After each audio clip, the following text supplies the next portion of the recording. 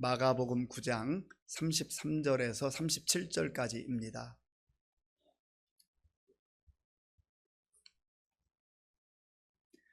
신약 성경 69쪽 마가복음 9장 33절에서 37절까지의 말씀을 교독하겠습니다. 가버나움에 이르러 집에 계실새에 제자들에게 물으시되 너희가 길에서 서로 토론한 것이 무엇이냐 하시되 그들이 잠잠하니 이는 길에서 서로 누가 크냐 하고 쟁론하였음이라. 예수께서 앉으사 12 제자를 불러서 이르시되 누구든지 첫째가 되고자 하면 무사람의 끝이 되며 무사람을 섬기는 자가 되어야 하리라 하시고 어린아이 하나를 데려다가 그들 가운데 세우시고 안으시며 제자들에게 이르시되 누구든지 내 이름으로 이런 어린아이 하나를 영접하면 곧 나를 영접함이요 누구든지 나를 영접하면 나를 영접함이 아니. 우리 옆에 계신 분들 또 앞에 계신 분들 꼭 웃으면서 인사하시면 좋겠습니다. 반갑습니다. 잘 오셨습니다. 여전히 웃음기를 머금고 우리 교회 표어로 인사하겠습니다. 우리는 함께 사랑하고 함께 용서하는 성령 공동체입니다. 한 번만 더 옆에 계신 분들하고 나눠주면 좋겠는데요. 제 옆에 앉아주셔서 감사합니다.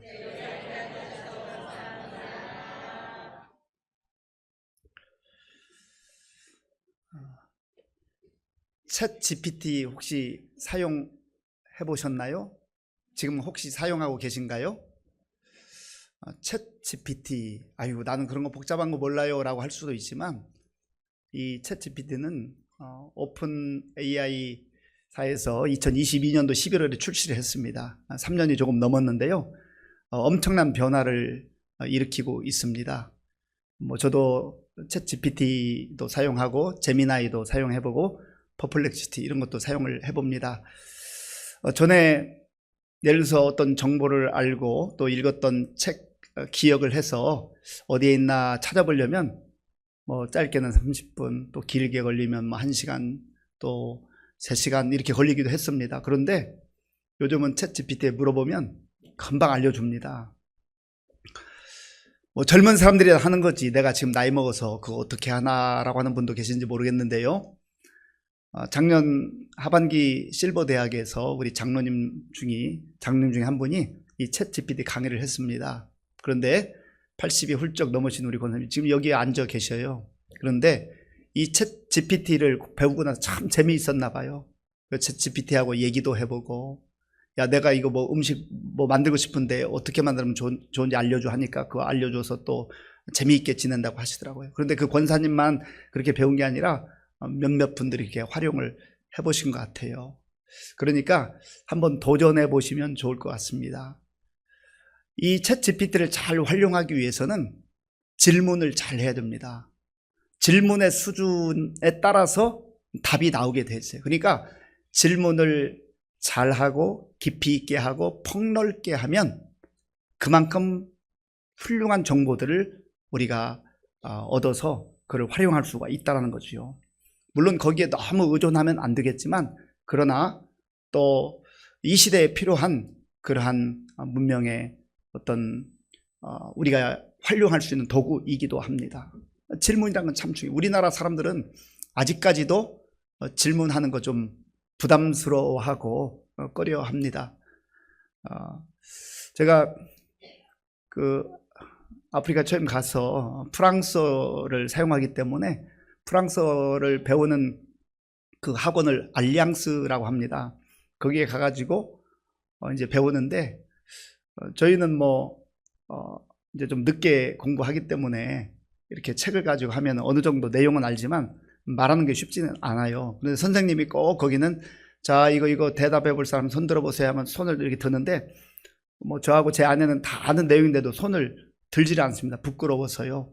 그런데 이 콩고 사람들 얼마나 손을 잘 드는지 몰라요. 그게 부럽더라고요. 누구라도 다 들더라고요. 야, 이 사람들 이렇게 잘하나 했는데 또 나가서 이렇게 해보라고 그러면 잘 못해요. 그래도 자신 있게 손 들고 하는데 그런 자신감 때문에 그런지 언어를 배우는 속도가 굉장히 빠릅니다. 질문이 참 중요해요. 질문. 어떤 질문을 하고 또 어떤 대답을 하느냐가 중요하죠. 우리가 복음서를 읽어보면 예수님의 생애 가운데도 예수님께서 중요한 때마다 질문을 하셨어요. 질문하셨어요. 사람들이 인자를 누구라 하느냐? 너희는 나를 누구라 하느냐? 뭐 이런 질문을 비롯해서 중요한 질문을 하셨어요.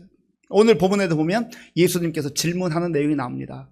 자, 본문 33절 말씀 우리 함께 읽겠습니다.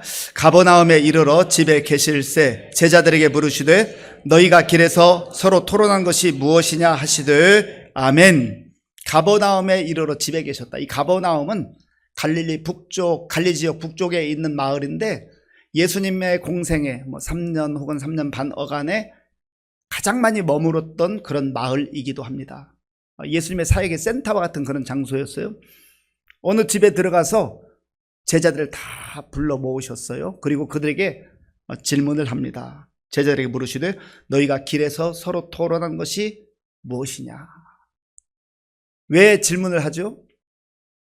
질문을 하는 이유는 우선 잘 모르니까 질문해요. 내가 알고 싶은데 모르니까 답답하고 그래서 질문하는 거예요.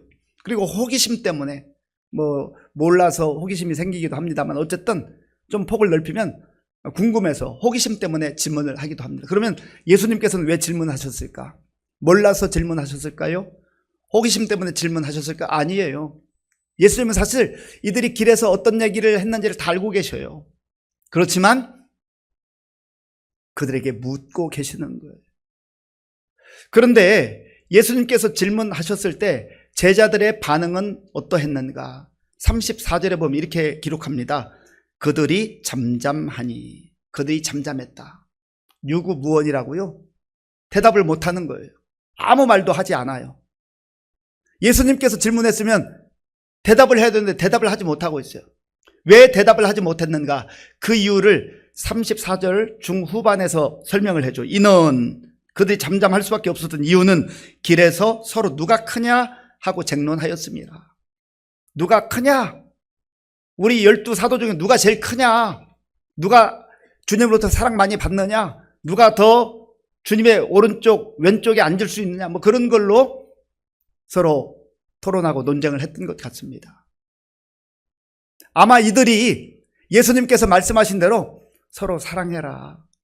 서로 사랑해라. 그런 말씀을 가지고 참 우리가 주님의 말씀을 듣기 전에 잘 몰랐는데 우리가 사랑이 좀 부족했다. 서로 어떻게 하면 더 많이 사랑할 수 있을까? 어떻게 하면 용서할 수 있을까? 그런 내용을 가지고 토론하고 대화를 했으면 아마 주님께서 너희들이 길에서 무슨 얘기 했느냐 할 때 즉각적으로 얘기하죠. 주님, 저희가 곰곰이 생각해 보니까 정말 너무 사랑이 부족해서 용서하는 마음이 부족했어요. 주님께서 말씀하신 것 저희가 마음에 새기고 어떻게 하면 좀 더 구체적으로 사랑할 수 있는지, 더 많은 사람 사랑할 수 있는지, 용서할 수 있는지 그것 서로 얘기했습니다. 그렇게 자신 있게 얘기할 수 있을 텐데 그들은 서로 누가 크냐? 그걸 쟁론했다. 이 쟁론이라는 단어는 디알레고마이라는 단어인데요. 이 단어 속에는 토론하다라는 뜻도 있고 서로 논쟁하다라는 뜻이 논쟁. 이 논쟁을 하다 보면 자기 주장을 굽히지 않기 때문에 서로 이게 뜨거워지고 격렬해져요. 그러다 보면 말싸움까지 나게 되는 거죠. 지금 그 수준에 이른 거예요.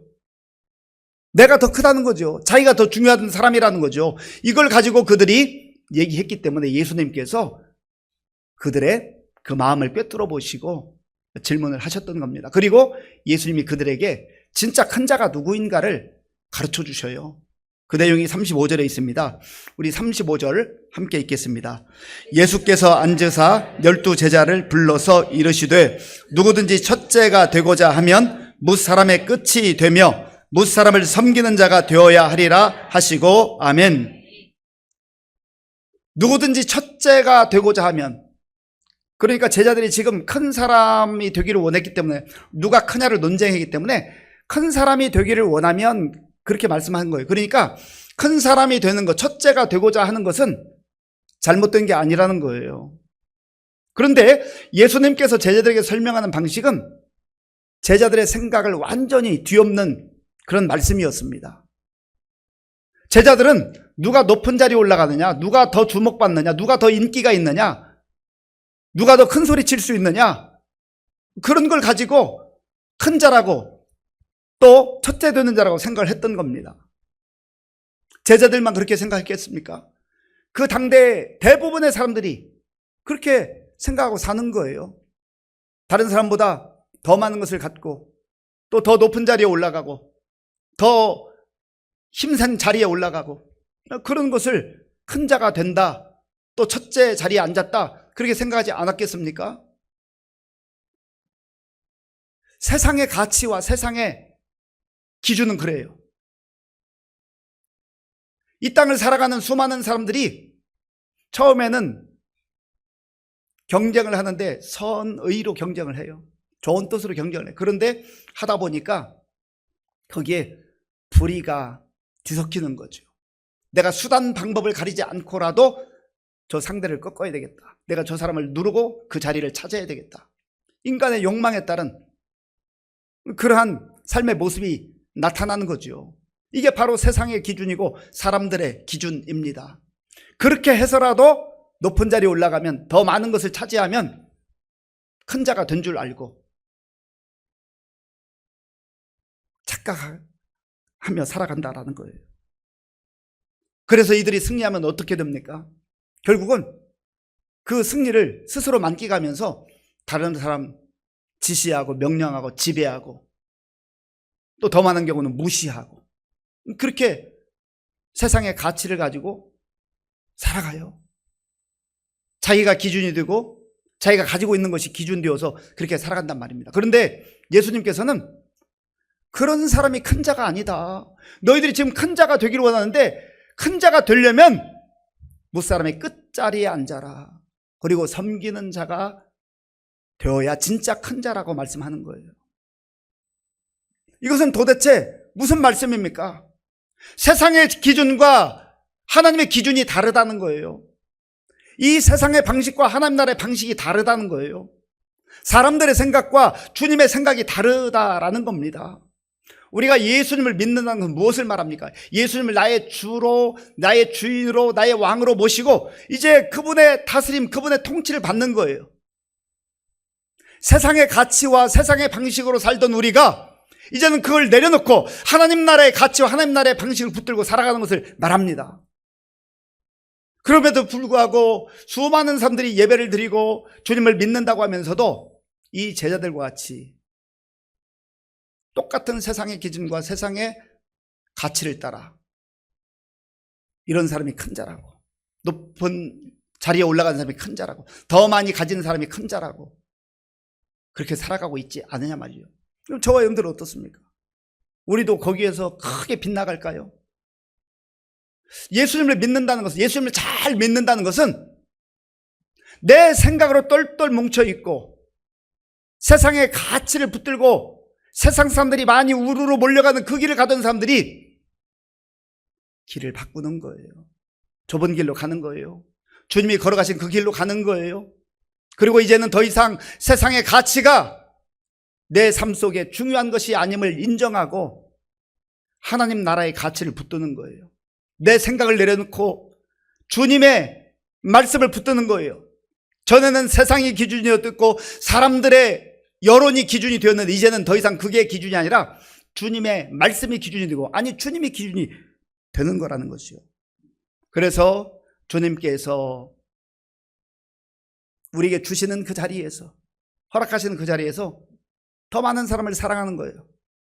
나의 시간과 나의 물질을 내어놓으며 희생함으로 섬기는 거예요. 그래서 예수님께서 정말로 큰 자는, 진짜 큰 자는 섬기는 자가 큰 자라고 말씀한 거지요. 한국 교회에도 세상의 가치와 흐름들이 많이 들어와 있어요. 교회의 어떤 직분, 이런 모습들을 보면 예를 들어서 목회자가 있고 목사가 있고 우리 장로, 안수집사, 권사, 집사 이런 직분이 있잖아요.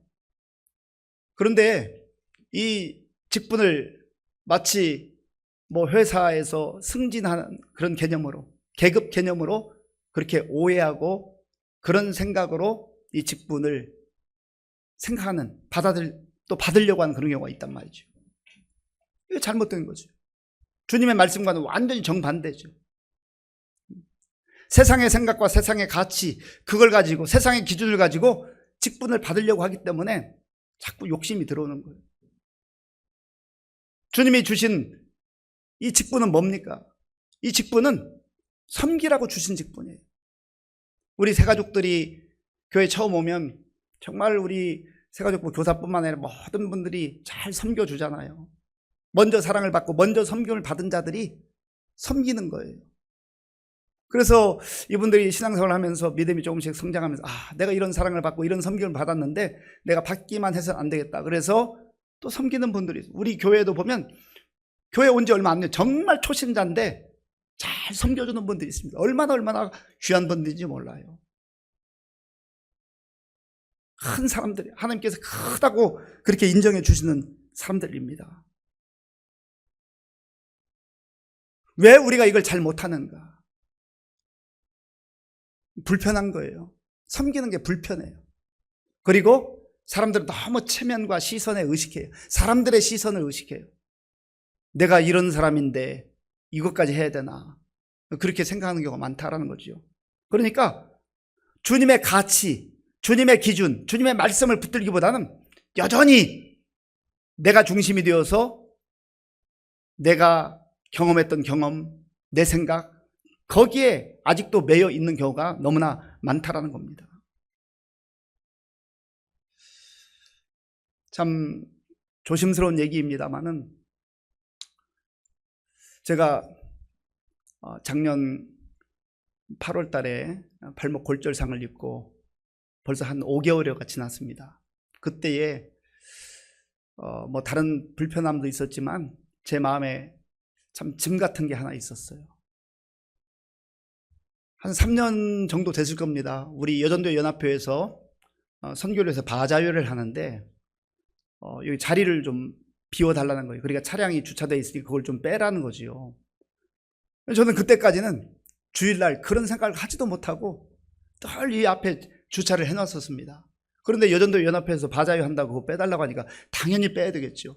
그리고 그때 번뜩 스치는 생각이 그동안에 왜 내가 그런 생각을 하지 못했을까. 그리고 그때부터 발목 골정사 입기 전까지 아마 2년 반 어간 됐던 것 같아요. 이제 이 근처에 있는 주차장에 가서 주차를 했습니다. 왜냐하면 내가 그 한 자리 비워놓으면 누군가 성도들이 와서 편하게 주차할 수 있겠지. 저도 사람이니까 어떤 때는 막 날씨가 춥고 또 덥고 아니면 비가 오고 그리고 몸이 좀 고단할 때도 있잖아요. 그럴 때는 인간적으로 가기 싫을 때가 있어요. 뭐 누가 가라는 것도 아니고. 그렇지만은 제가 마음을 다잡고 내가 그 조금만 감수하면 우리 성도들이 편하게 주차하고 예배 드릴 수 있는데 그런 마음은 또 기쁘게 가는 거죠.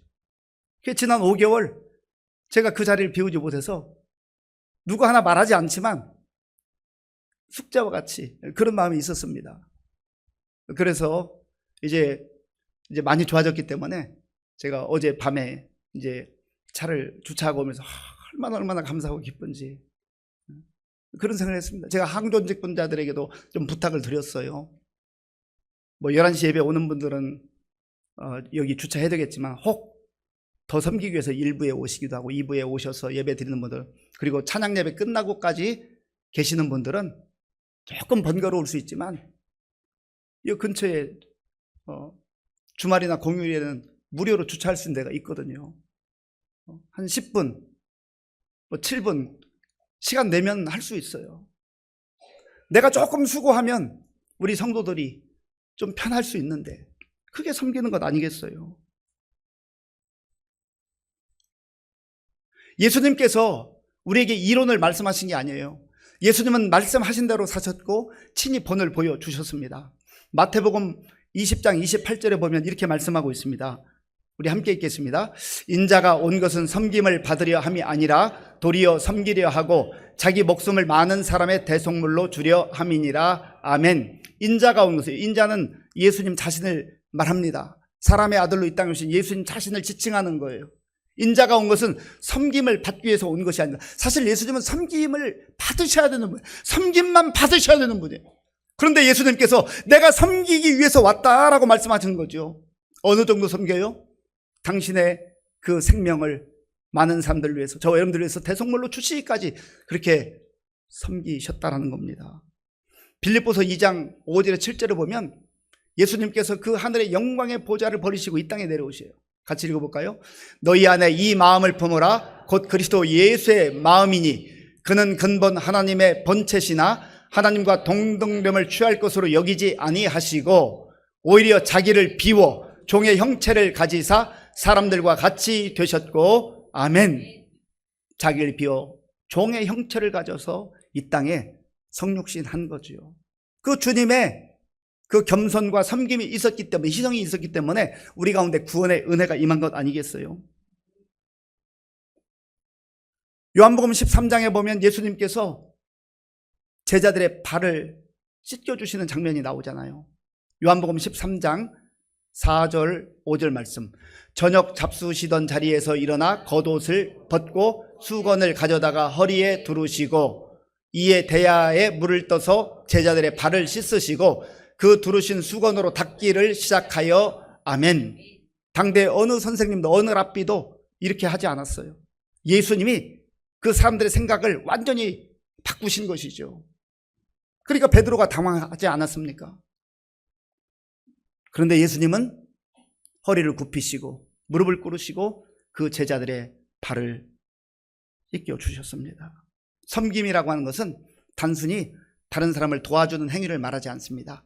내가 얼마든지 누릴 수 있는 그 권리가 있지만 그 권리를 포기하는 거예요. 자발적으로 그 자리를 내려놓는 거예요. 그리고 나의 포기와 나의 헌신과 나의 섬김을 통하여서 다른 사람에게 유익할 수 있도록 하는 것이죠. 이게 진정한 섬김입니다. 하나님께서 우리에게 바로 그러한 하나님 나라의 백성으로 살라고 우리를 불러주신 거예요. 하나님의 자녀요, 하나님의 백성이라고 한다면 주일날 예배당에 모여서 예배드리는 그것만으로 그치는 게 아니라 우리의 삶의 현장에 나아가서 가정에서도 직장에서도 또 사회 공동체 어디 가든지 우리가 그러한 하나님 나라의 가치를 붙들고 살아가던 그 삶이 진정한 그리스도인의 삶이라는 겁니다.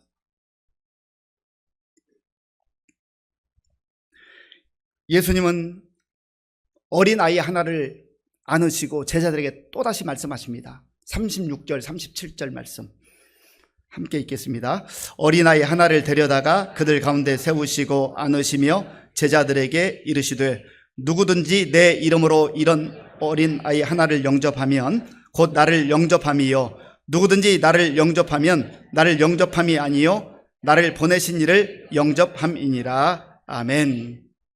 누구든지 내 이름으로 이런 어린아이 하나를 영접함이. 어린아이는 예수님 당대에 사람들로부터 그렇게 존중받지 못했던 그런 대상들입니다. 어린애들이 뭘 알아? 너희들 돈도 없잖아? 너희들 여기 도움도 안 되는데 저리 가라 저리 가라. 많은 사람들이 어린아이의 인격을 무시해요. 사실 어린아이는 소중한 존재자, 하나님의 형상을 따라 지음받은 존재잖아요. 그리고 그 어린아이는 도움을 받아야 할 대상입니다. 그런데 오히려 무시당하고 그렇게 살았죠. 그런데 예수님께서는 이 어린아이를 영접해라. 이 어린아이를 영접하는 자가 곧 나를 영접하는 자요 나를 영접하는 자가 곧 나를 보내신 아버지 하나님을 영접하는 자라 말씀한 거예요. 이 어린아이는 단순히 어린 아이로서만의 아이를 말하는 게 아니에요. 사람들이 쉽게 무시하고 잘 대접하지 않는 그러한 연약한 사람들, 병든 사람들, 또 가난한 사람들이 무시하잖아요. 가진 게 없다고 무시하고 배운 게 없다고 무시하고. 그거는 세상의 방식이에요. 사람들의 생각이에요. 세상의 기준이에요. 그런데 예수님께서는 바로 그렇게 인정받지 못하고 대접받지 못하는 사람들을 존중해주고 대접해주고 그들을 잘 섬기는 그런 사람이 진짜 큰 자라고 말씀하는 겁니다.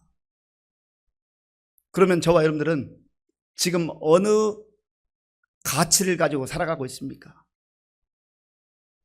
우리의 기준은 무엇입니까? 세상에 수많은 사람들이 추구하고 얻기를 원하고 그거 붙들려고 하는 것, 그것이 우리와 별반 다르지 않은 가치요 목표입니까? 그렇다면 우리는 예배는 드릴지 모르지만, 그리스도인이라고 말할지는 모르지만, 정말 주님의 마음을 아프게 하는 그런 미성숙한 그리스도인으로 살아가는 거겠죠. 큰 자가 되려고 하는 건 잘못된 게 아니에요.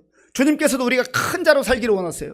그런데 주님이 원하시는 큰 자라고 하는 것은 말씀하신 대로 이제는 너 혼자 잘 먹고 잘 살기 위해서 그렇게 기도하고 은혜를 구하고 하지 말고, 주님 주시는 은혜를 누리지만, 내가 그동안에 나만을 위해 살았다면 이제 폭을 넓혀서 내가 3명을 돌봐야 되겠다, 5명을 돌봐야, 10명을 돌봐야 되겠다, 100명을 돌봐야겠다.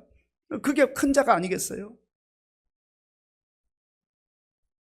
우리 장로님들이 그 식당에 들어가서, 또 우리 권사님들이, 또 우리 안수 집사님들이 음식을 만들고 또 설거지를 하고 섬기는 그런 모습을 보면서 참 너무 귀하다라는 생각을 합니다. 쉬운 일은 아니에요. 그러나 주님께서 우리를 섬겨주셨듯이 하나님 나라에서 큰 자로 그렇게 억지로가 아니라, 체면 때문에가 아니라 기쁨으로, 즐거움으로 감당하는 것이죠. 우리 부모님들이라면, 그리고 또 우리 할아버지 할머니들이라면, 또 우리 교회 성도들 어른들이라면 우리의 자녀들이, 우리의 손주들이, 우리의 다음 세대들이 잘 되기를 바라잖아요. 잘 된다는 게 뭐예요? 무엇을 잘 된다고 우리가 표현하죠? 다른 사람보다 더 좋은 학교 가고, 더 명문 학교 가고, 더 좋은 기업을 가고, 하는 사업이 잘 돼서 돈을 많이 벌고, 그게 잘 되는 건가요? 거기까지 머무르면 세상 사람들과 차이 나는 게 뭐가 있어요? 다른 게 뭐가 있어요? 그건 성도의 삶이 아니죠. 주님이 허락하시면, 주님께서 그런 기회를 베풀어 주시면, 사랑하는 딸아, 사랑하는 아들아, 더 많은 사람들을 섬겨, 주님의 이름으로 더 많은 사람들을 섬겨라. 그게 진짜 큰 자다, 주님이 기뻐하는 자다.